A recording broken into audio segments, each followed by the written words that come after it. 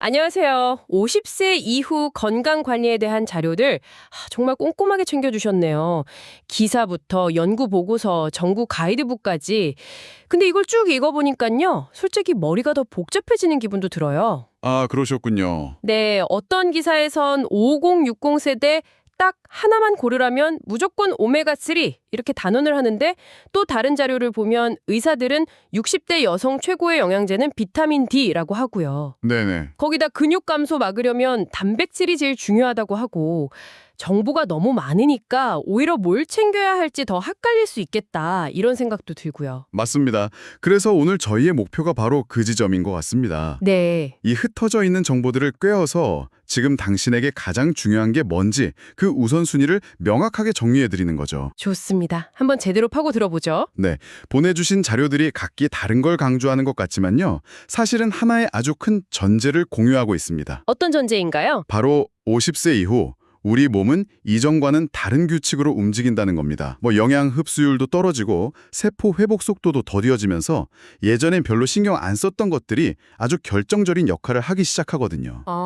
그래서 오늘 이야기는 그냥 약통에 뭘 더 채울까? 이런 쇼핑 리스트 만들기가 아니고요. 왜 특정 영양소가 이 시대에 필수적인지 그 근본적인 이유를 우리 몸의 변화랑 연결해서 이해하는 시간이 될 겁니다. 큰 그림을 그릴 수 있게 도와드릴게요. 건강 전략 지도를 그린다. 아, 이 표현이 확 와닿네요. 네, 그럼 가장 궁금한 것부터 시작해보죠.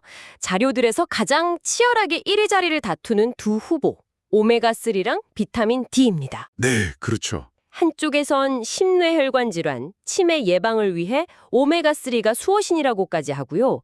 다른 쪽에선 한국인 절대 다수가 부족한 비타민 D가 1순위다. 특히 60대 이상 여성의 낙상 방지를 위해서 이건 마치 미래의 큰 병을 막을 것이냐, 당장의 안전을 지킬 것이냐 이런 선택처럼 들리는데요. 아, 그거 아주 정확한 비유입니다. 그런가요? 네, 두 영양소가 강력한 후보인 이유는 각각이 중장년층의 가장 치명적인 약점을 공략하기 때문이에요. 먼저 오메가3를 보면 말씀하신 대로 혈관과 뇌의 보호자가 맞습니다. 네. 50대 이후에 가장 무서운 게 혈관 막히고 터지는 거잖아요. 그렇죠. 오메가3가 바로 혈액 속 중성지방 수치를 낮춰서 피를 맑게 하고 혈액순환을 도와서 혈관 건강을 지키는 데 직접적인 역할을 합니다. 일종의 혈관 청소부 같은 역할이군요. 네, 맞아요.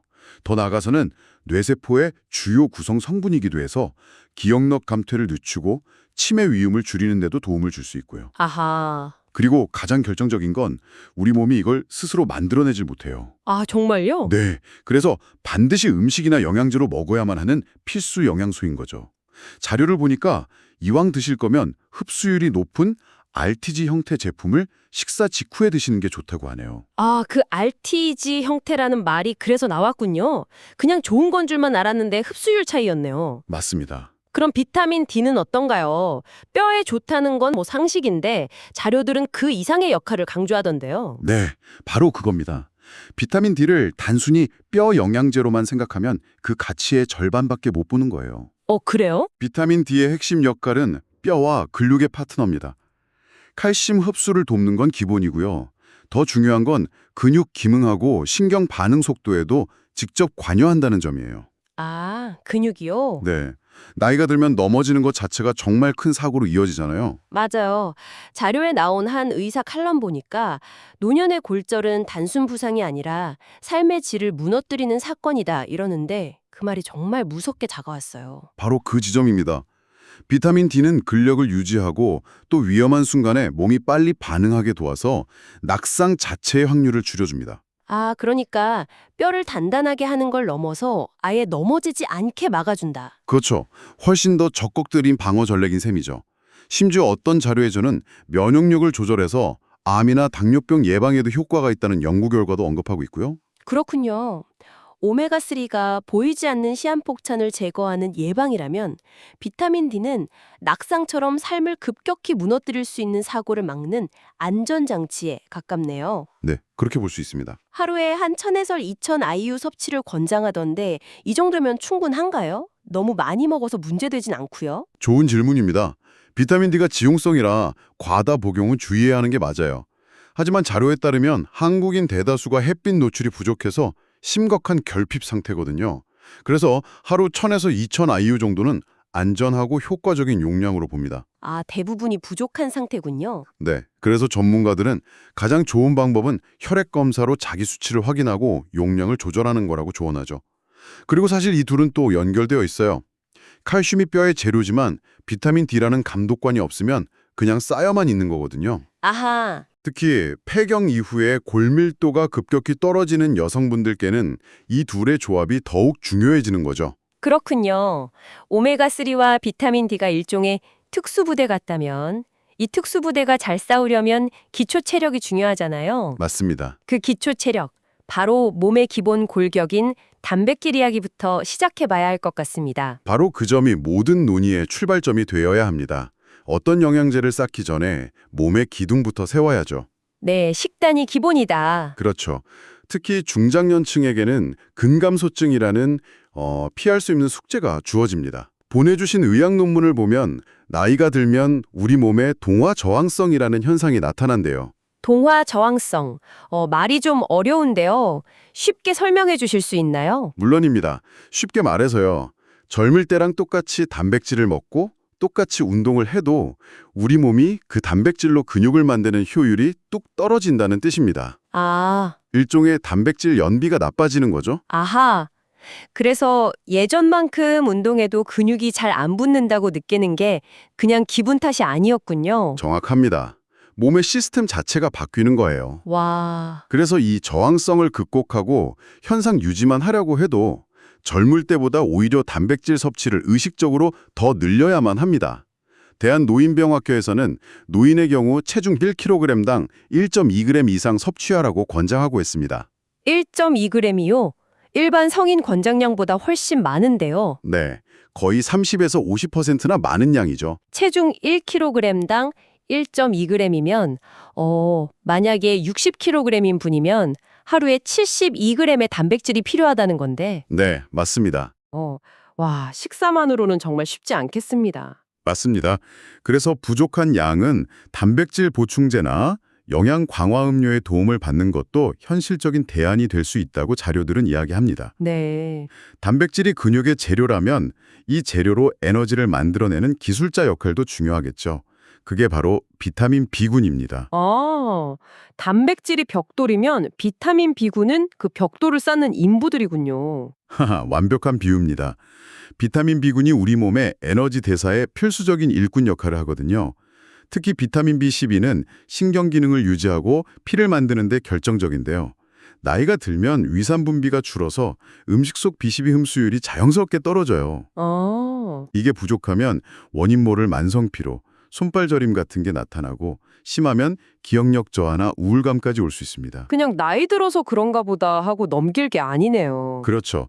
특정 영양소 결핍의 신호일 수 있다는 거죠. 또 다른 자료에서는 당뇨병약 드시는 분들은 비타민 B군을 더 신경 써야 한다고 하던데요. 네, 아주 중요한 지점입니다. 일부 당뇨병 치료제가 장기 복용 시에 체내 비타민 B12 흡수율을 방해할 수 있다는 연구 결과가 있거든요. 아, 정말요? 네, 그래서 해당 약을 드시고 계시다면 주치의와 상의해서 비타민 B군 보충을 고려해 볼 필요가 있다고 자료는 강조합니다. 알겠습니다. 그럼 이제 뼈 건강의 단짝, 칼슘 이야기로 넘어가 보죠. 근데 잠시만요. 이 부분이 좀 혼란스럽습니다. 네, 자료 초반에는 칼슘이 한국인에게 가장 부족한 영양소 중 하나라고 했는데 지금 보는 다른 기사에서는 영양제로 과다 섭취하면 신장 결석이나 심혈관 질환 위험을 높일 수 있다고 경고하거든요. 네. 듣는 분들 입장에서는 그래서 먹으라는 거야 말라는 거야 헷갈릴 것 같아요. 그 혼란스러운 지점이 바로 핵심입니다. 왜냐하면 두 조언 모두 사실이기 때문이죠. 둘 다 맞는 말이다. 네, 이 모순을 푸는 열쇠는 어떻게 섭취하느냐에 있습니다. 전문가들은 칼슘은 멸치, 우유, 두부 같은 음식으로 섭취하는 게 가장 안전하고 이상적이라고 말합니다. 음식으로요? 네, 음식으로 먹으면 우리 몸이 필요한 만큼 알아서 조절을 하거든요. 근데 문제는 정제된 영양제로 한 번에 고용량을 섭취할 때 생길 수 있다는 겁니다. 흡수되지 못한 칼슘이 문제를 일으킬 수 있다. 그렇습니다. 혈관이나 신장에 쌓여서요. 그래서 만약 보충제를 꼭 먹어야 한다면 칼슘 단일제보다는 마그네슘이 함께 들어있는 복합제를 선택하라고 조언하는 겁니다. 마그네슘이요? 네, 마그네슘이 칼슘이 뼈에 잘 자리 잡도록 돕는 동시에 혈관에 쌓이는 걸 막아주는 역할을 하거든요. 아, 서로 균형을 잡아주는 거군요. 그렇죠. 게다가 마그네슘 자체도 근육과 신경을 이완시켜서 눈떨림이나 근육 경련을 줄여주고 혈압 안정에도 도움이 되고요. 한 자료에서는 마그네슘을 천연의 이완제, 심지어 천연의 스타틴이라고 부를 정도라고 하더군요. 흥미롭네요. 약사가 답변한 기사에서는 고혈압이 있으면 칼슘, 칼륨, 마그네슘이 미네랄 삼총사를 챙기라고 하던데 다 연결되는 지점이 있었군요. 네, 맞습니다. 자, 그럼 지금까지는 기초를 다지는 영양소에 대해 이야기했는데요. 이제는 좀 더 특정 상황에 필요한 전략적인 조력자에 대해 알아보죠. 코엔자임 Q10이나 레시틴 같은 성분들 말입니다. 이건 모든 사람에게 필수라기보다는 특정 조건에 해당하는 분들에게 강력하게 추천되던데요. 정확한 표현입니다. 이들은 모두를 위한 영양제가 아니라 특정 당신을 위한 조력자로 이해하시면 좋습니다. 조력자. 대표적인 게 바로 코엔자임 Q10이죠. 우리 몸의 모든 세포가 에너지를 만들 때 꼭 필요한 성분인데 특히 심장처럼 쉴 새 없이 뛰는 기관에 많이 필요합니다. 근데 정말 주목할 점은요. 고지혈증 약, 즉 스타틴 계열 약을 복용하면 우리 몸의 코엔자임 Q10 생성 능력까지 함께 뚝 떨어진다는 사실입니다. 아, 약의 주된 효과를 얻는 과정에서 부수적으로 다른 중요한 성분이 줄어드는 거군요. 바로 그겁니다. 그럼 어떤 증상이 나타날 수 있나요? 바로 그 때문에 스타틴 복용자 중 일부가 원인 모를 근육통이나 극심한 피로감을 호소하는 경우가 있어요. 아, 만약 약을 드시면서 그런 불편함을 느끼신다면 바로 이 코엔자임 Q10을 보충하는 것이 아주 효과적인 해결책이 될 수 있다는 거죠. 이건 정말 중요한 정보네요. 고지혈증 약 드시는 분들이 정말 많으니까요. 그렇죠. 약의 효과는 누리면서 부작용은 현명하게 관리하는 전략인 셈입니다. 레시틴은 어떤 역할을 하는 조력자인가요? 레시틴은 두 가지 측면이 소개되는데요. 하나는 혈액 속 나쁜 콜레스테롤이 혈관벽에 붙는 걸 막아주는 유화제 역할. 또 다른 하나는 뇌세포의 구성 성분을 공급해서 인지 기능과 기억력 개선에 도움을 줄 수 있다는 점입니다. 혈관과 뇌, 양쪽에 다 좋은 영향을 줄 수 있는 거죠. 알겠습니다. 자, 그럼 지금까지 무엇을 더 할까에 대해 충분히 이야기했는데요. 근데 보내주신 자료들은 무엇을 하지 말아야 할까? 즉, 무분별한 섭취를 주의해야 할 영양제에 대해서도 아주 명확하게 경고하고 있더군요. 물론입니다. 무엇을 먹지 않을까를 아는 것이 때로는 더 중요하죠. 네. 한 전문 털럼에서는 몇 가지를 구체적으로 지목합니다. 예를 들어 항산화 효과로 유명한 고용량 비타민 E는요. 과다 섭취하면 오히려 출혈 위험을 높일 수 있다고 하고요. 아, 그래요? 또 우리가 감기 예방의 대명사처럼 여기는 비타민 C는 막상 연구 결과를 보면 감기 예방 효과가 명확히 입증되지 않았다고 지적합니다. 예방 효과가요? 네, 걸리고 나서 회복 기간을 조금 단축시킬 수는 있지만 예방 효과는 미미하다는 거죠. 가장 충격적이었던 건 베타카로틴이었어요. 눈에 좋다고 알려져 있는데 흡연자에게는 오히려 위험할 수 있다고요. 네, 그 부분이 아주 중요합니다. 여러 대규모 연구에서 흡연자가 베타카로틴 보충제를 고용량으로 섭취했을 때 폐암 발생 위험이 오히려 더 높아지는 결과가 나타났습니다. 와, 그래서 이런 성분들은 특별한 의학적 진단을 받은 게 아니라면 영양제보다는 당근이나 시금치 같은 음식으로 섭취하는 게 훨씬 안전하고 효과적이라고 강조합니다. 네. 그 칼럼의 핵심 메시지가 정말 인상 깊은데요.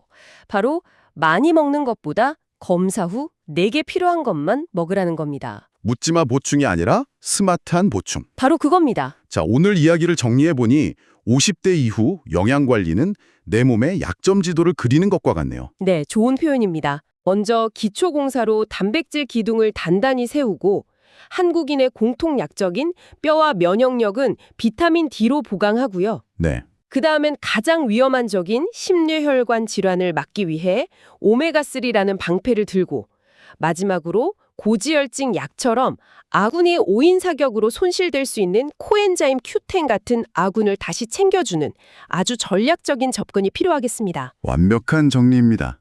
오늘 우리가 무엇을 더 할까에 대해 집중적으로 이야기했잖아요. 네, 그랬죠. 그런데 보내주신 근감소증 연구자료의 마지막 문장이 계속 마음에 남습니다. 근육 손실의 가장 큰 원인은 영양 부족이 아니라 비활동성, inactivity, 즉 움직이는 것 그 자체라는 점입니다. 아, 그렇다면 우리가 찾아야 할 가장 효과적인 보충제는 어쩌면 약병 안에 있는 게 아니라 하루 20분이라도 저항 운동을 시작하겠다는 결심이 아닐까요? 결심이라는 보충제라. 네, 그 결심이라는 보충제는 오늘 우리가 이야기한 동화 저항성에 맞서 싸워서 우리 몸이 단백질을 근육으로 바꾸는 효율 자체를 높여줍니다. 이 운동이라는 보충제가 더해졌을 때 우리 몸이 정말로 필요로 하는 영양소의 지도는 또 어떻게 바뀔지 한번 생각해 보시면 좋겠습니다.